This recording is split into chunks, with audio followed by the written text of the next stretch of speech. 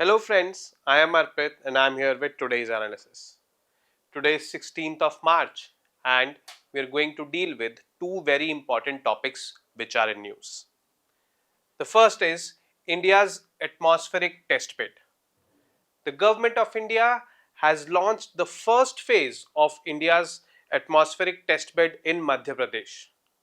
What is it this atmospheric testbed going to do? It is going to streamline and give more accurate weather predictions, particularly about the monsoons.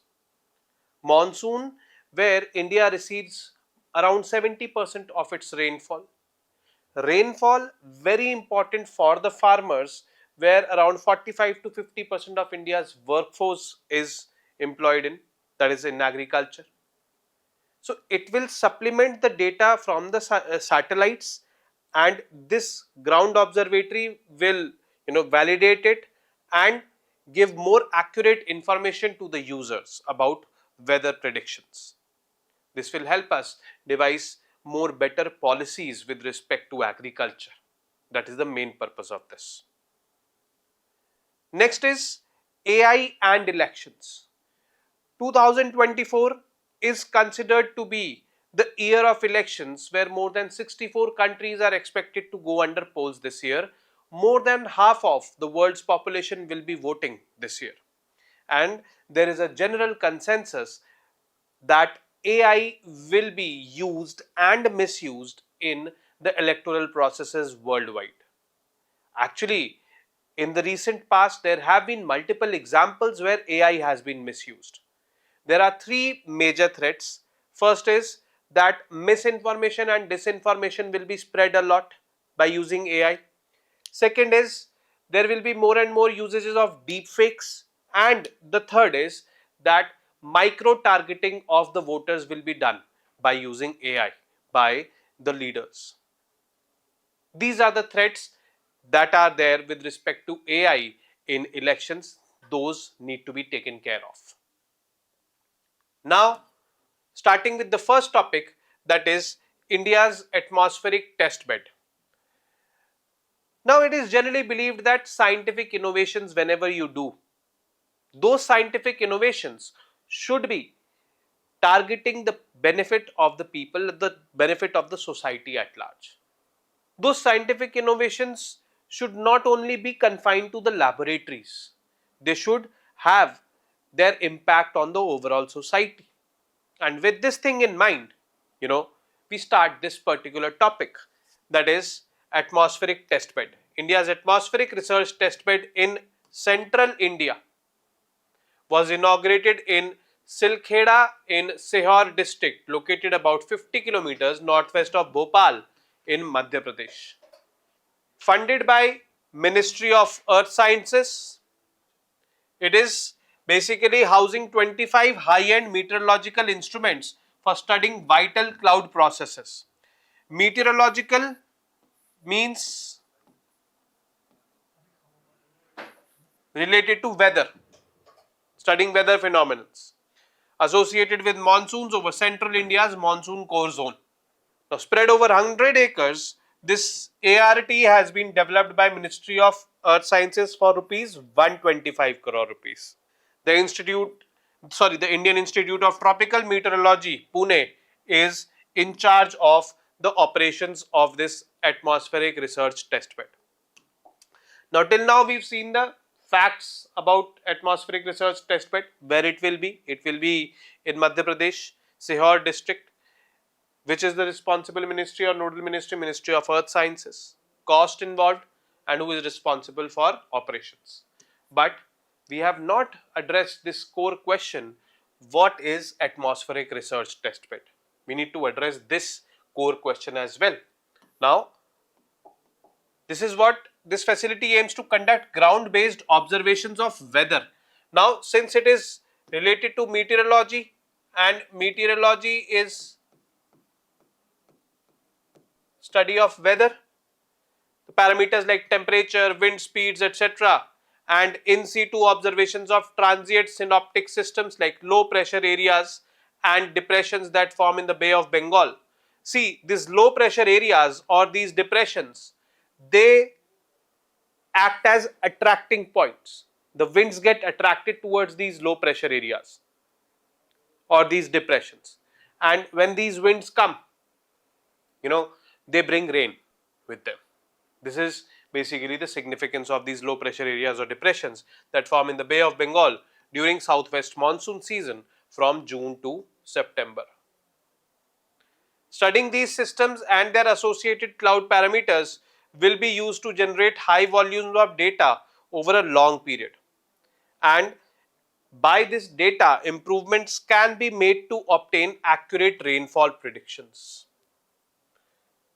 Now, this is the main purpose of this ART, Atmospheric Research Testbed. More and more accurate rainfall predictions.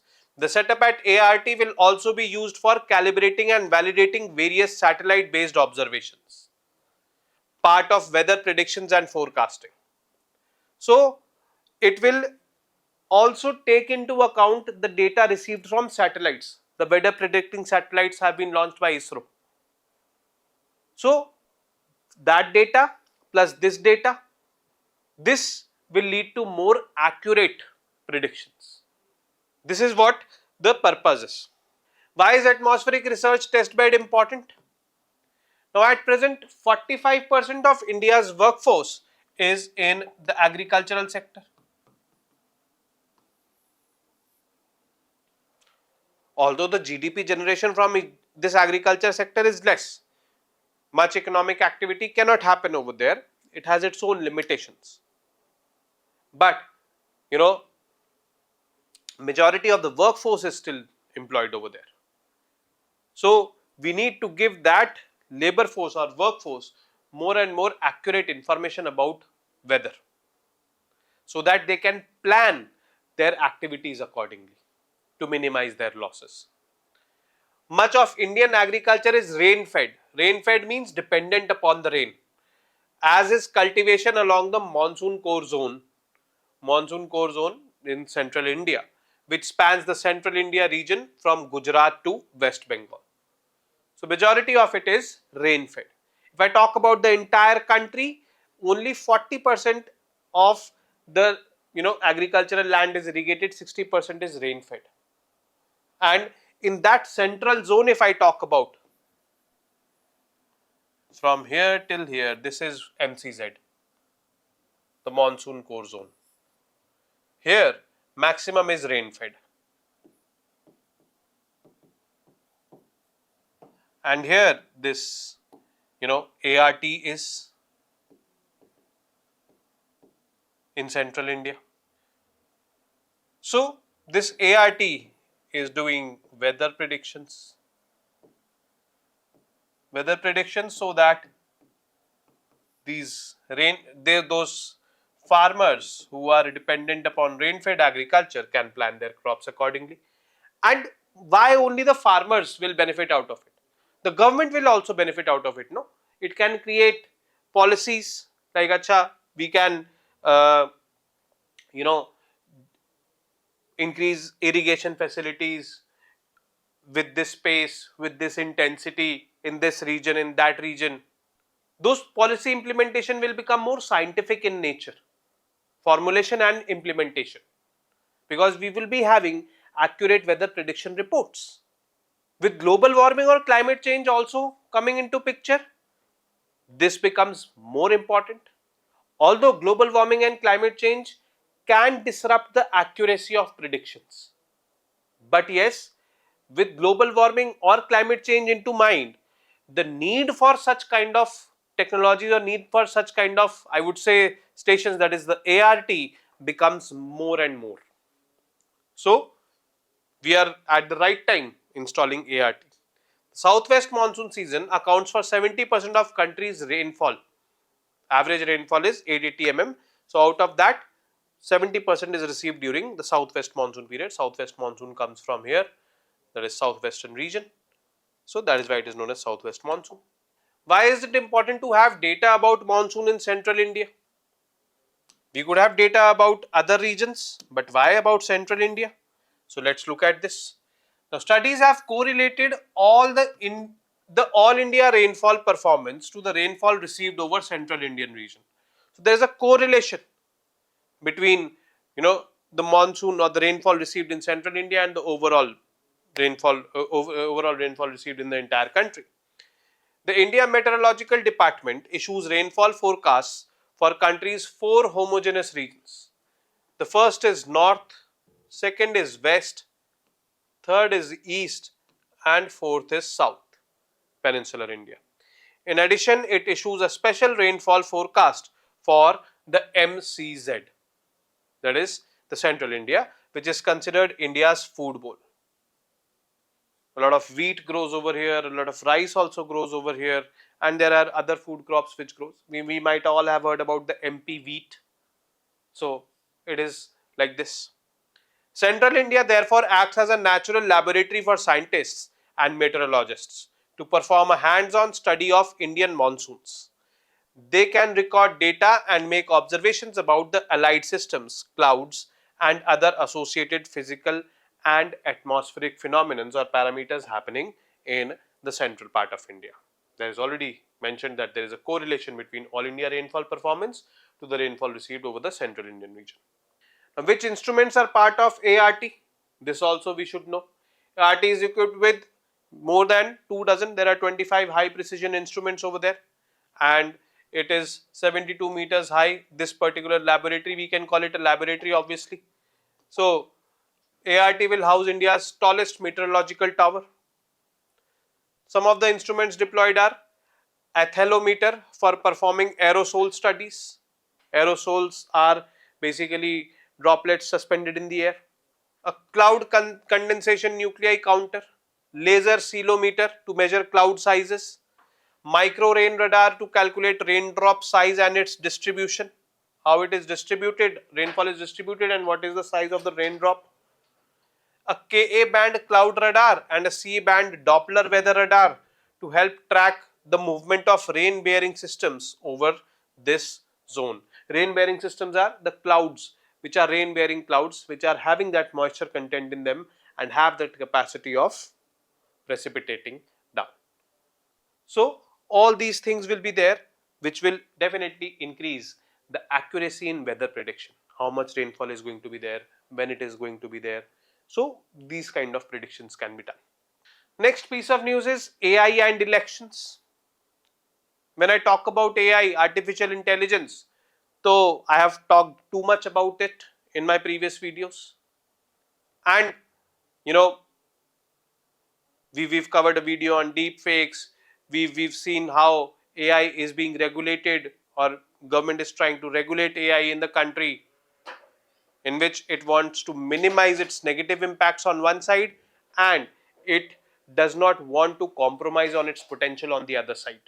But this year, that is 2024, happens to be the year of elections globally.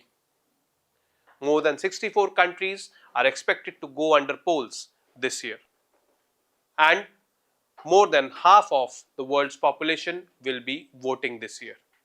So many organizations like the World Economic Forum or the World Bank or the United Nations itself have issued advisories that AI will be used and misused during elections all over the world. And they've given these kind of predictions because this is not going to be the first time that AI is going to be used or misused in election or electoral processes. In the recent past also, we've seen AI being used and misused. I have certain examples with me over here through which we can see. But yes, when I talk about this, so one more scam which comes to my mind is this Cambridge Analytica scandal. Now 2016, when US went under polls, it was the year when Donald Trump was elected as the president of US. There's this company called as Cambridge Analytica. It used the data from Facebook, the users, Facebook users. It tracked what they were posting on the Facebook, what they were commenting, what is there, and tried to identify their, I would say, voting preferences or inclinations, political inclinations, and accordingly, campaigns were designed. That was that Cambridge Analytica scandal. Nothing to do with AI, but yes, this scandal was quite in itself an eye-opener and was a testament to the fact that social media can have a considerable amount of impact on electoral politics. Now, we've upgraded. We are now talking about AI having an impact on electoral politics. And definitely it can have. We'll see through examples what kind of impact does it have. The shadow of large language models, LLMs, which we have discussed earlier, looms over elections around the world. And generative AI, which we talk about, you input something, it is giving you responses, it is generating responses for you. What if those responses are politically driven? What if those responses are politically biased? You will consider them to be true because you are not that much aware, and you will develop a perception. Your perception will lead you to vote, keeping that perception in mind. And that is what those political parties are doing. They are making that perception by controlling generative AI or by using generative AI. Now, there are three ways in which misinformation or disinformation can be spread by using AI. First is, it can magnify the scale of disinformation by thousands of times. By, let's suppose you search something on the internet, especially generative AI, you use generative AI on Google or Chat GPT, you search something and you get a response. You might have certain amount of idea or a bit of idea about certain thing, and you get to read that also. That will be cemented in your head that whatever I was thinking is right. And there can be a possibility that whatever you were thinking was actually wrong, and what that generative AI is giving you is also wrong. On the basis of that wrong perception developed, you cast your vote, which may backfire. Then hyper-realistic deepfakes of pictures, audios or videos could influence voters. Now here I have certain examples where I will show you that how deepfakes have impacted. And by micro-targeting. Micro-targeting is a process in which these political parties or these leaders, they tailor-made responses according to you. Means they will address you by your name. They will obviously monitor all your activities on the internet, what you've done, and tell you something, and that something is related to whatever you have searched on the internet. So you will say that, oh, this is so personalized and this leader is talking to me like this. You'll get influenced, you'll vote, but actually that leader is not there behind the scene. AI is there generating or doing that micro targeting. The risks are compounded by social media companies such as Facebook and Twitter significantly cutting their fact checking and election integrity teams, especially in these times of elections, not only in India but worldwide. These kind of social media giants should be strengthening these kind of measures as of now. While YouTube, TikTok and Facebook do require labeling of election related advertisements generated with AI, that may not be foolproof deterrent. So they should be, doing certain kind of things. Yeah, this kind of video is deep fake or this kind of video is suspicious.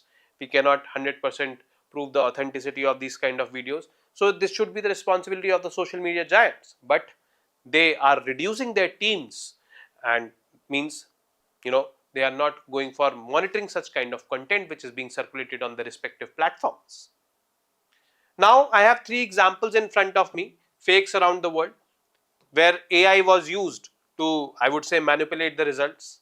First example is the example of Argentina, and that happened last year 2023. The Argentinian presidential election runoff candidate Javier Milei posted a doctored image. This image is of, Sergio Massa, his rival in the presidential candidate. And Sergio Massa can be seen in a Chinese military outfit, opting for Chinese communism, means, subjugating Argentina under China or increasing Argentina's dependency too much on China. This is what, this image highlights. And this image was created by the opponent, means Javier Milei. a presidential candidate, created this image. This image is of his counterpart or his competitor, Sergio Massa. Now, this was generated by using AI. The allegedly AI generated image got 3 million views on X. And getting 3 million views in a 46 million country, for having 46 million people, is commendable. And Millie, who circulated this image of his opponent using AI, is the president of Argentina right now. So his campaign worked. Next is M. Karunanidhi. Now, this person died in 2018. This is an example from India. So he died in 2018, and on January 21, 2024, this year that is, there was a meeting in Tamil Nadu, DMK Youth Wing meeting in Salem about the center's suppression of states' rights, and he was talking about it, a dead person. And the DMK Youth Wing was about that this message is from the heaven. We should be believing this. He was also praising MK Stalin, the present Chief Minister of Tamil Nadu, and DMK leader TR Balu. So this created a lot of, I would say, feeling of hatred among the DMK leaders or DMK youth wing people against the central government. So this is what it happened. Then the third example is from Slovakia. In September 2023, before a key election, an audio surfaced online in which a top candidate was heard saying that he had brought the votes of a minority group and that he would tax beer if voted to power. Fact checkers concluded that the audio was AI generated. The candidate was eventually defeated, in whose name this video was being circulated or in whose voice this video was being circulated. He said in that audio clip, he said that I have purchased the votes of a minority and if I come to power, I will tax beer. Beer is an alcohol. So, people did not vote for him. He lost. So, this is how AI can be used in elections. We have 3 examples in front of us. Now, Sam Altman, who is known as the founder of ChatGPT, he also has concerns with respect to usage of AI in elections or electoral processes. He says that, largely during elections, the game is of memers. You create a meme goes viral, you earn money out of it, things happen like this. That is, everyone knows that these memes and all, they are created and people earn money out of it. Now, he says that, I am an internet user, I am on social media platforms, Instagram, Facebook, Twitter, everywhere. And I like something, I comment on something, I post something related to politics. And what if, AI is being used to track my activity? And after tracking my activity, a response or I would say a message is there for me. One message customized for me comes to me in my inbox, one of my inbox of social media handles. Then that will really change the way I think. Micro targeting, if you remember, the third thing, that can be done over here. And if this happens, then my perception about that political party or that political leader will definitely be impacted, because that political party or that political leader has created or has micro targeted me, sent me a response, and by assessing all my activities on the internet, that will be a problem.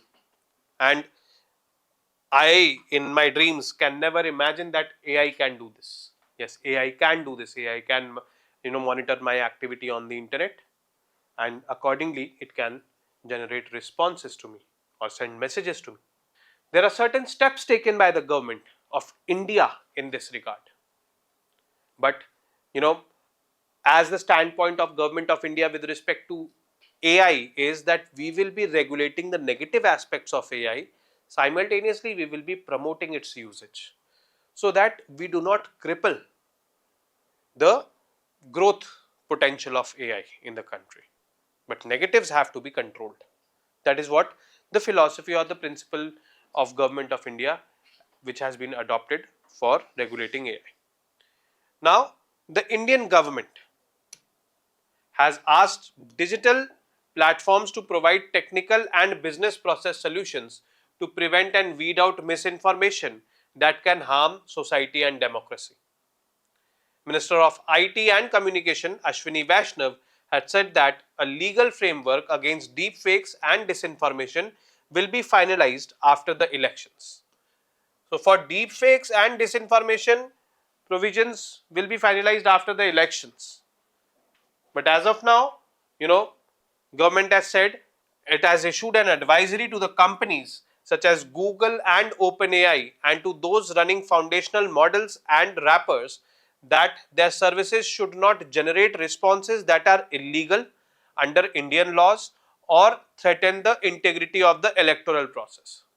So those all companies which are into generative AI, like you go to Google also, you search something and then Google generates responses for you. So and in on that there's a disclaimer given that generative AI cannot be accurate also. It is like this. So it is like this, Google generates responses. Likewise, there are many other companies. ChatGPT is one such company where responses are generated. So these responses which are getting generated, so Government of India has told these kind of companies that they should not generate responses that are illegal under Indian laws or threaten the integrity of the electoral processes. That should not be done. Now, to this advisory issued by the Government of India to those companies involved in generative AI, there have been responses received by Government of India. Arvind Srinivas, founder of Perplexity AI, said that the advisory was a bad move by India. Martin Casado, general partner at the US-based investment firm Andreessen Horowitz, described it as anti-innovation. However, the government has given clarification on this. The government has said that the advisory was directed only towards significant platforms and not startups. The episode underlines the need for regulators to tread with caution on fine line between countering AI-linked misinformation and being seen as a stifling AI-led innovation. So, the government has given this particular clarification. So, as voters, you guys also will be going to vote. But before this happens, because Election Commission of India has announced the schedule also today, but before this, going into voting and all, you will be spending time on social media. Almost everyone does nowadays. Don't form perceptions by seeing anything and everything on social media. You need to authenticate and you need to educate also people around you, especially your family members. If you are able to do this, then voting will be unbiased. You would be able to successfully negate the attempts of those people who are trying to misuse AI for electoral gains. So this is what this particular topic has been all about. And with this, I come to an end of today's session. I will be meeting you tomorrow now with more such informative news pieces.